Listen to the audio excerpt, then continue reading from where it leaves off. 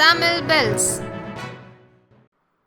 நடிகர் தனுஷ் உரிமை கொண்டாடும் வழக்கு மார்ச் 20ஆம் தேதிக்கு உயர்நீதிமன்ற மதுரை கிளை ஒத்திவைத்திருக்கிறது. சிவகங்கை மாவட்டம் திருப்புணத்தை சேர்ந்த கதிரேசன் மீனாட்சி தம்பதி நடிகர் தனுஷ் அவங்களோட மகன் அப்படின்னு மேலூர் நீதிமன்றத்துல வழக்கு தொடர்ந்தாங்க. இந்த வழக்க ரத்து செய்ய கோரி தனுஷ் மதுரை உயர்நீதிமன்ற கிளையில மனு தாக்கல் செஞ்சாரு. வழக்கு விசாரணையின் போது கதிரேசன் மீனாட்சி தரப்புல சில சான்றிதழ்கள் தாக்கல் செய்யப்பட்டுச்சு. இந்த சான்றிதழ்கள்ல இருக்க அங்க அடையாளங்கள் தனுஷோட உடல்ல இருக்கா அப்படின்னு கண்டறிய அவரை நேர்ல ஆஜராக நீதிமன்றம் உத்தரவிட்டிருந்தது. இதையடுத்து மார்ச் 2ஆம் தேதி தனுஷ் நேர்ல ஆஜரானாரு. இதற்கிடையில தனுஷுக்கு DNA பரிசோதனை செய்யணும் அப்படின்னு கதிரேசன் தம்பதி புதிதா ஒரு மனுவையும் தாக்கல் செஞ்சாங்க.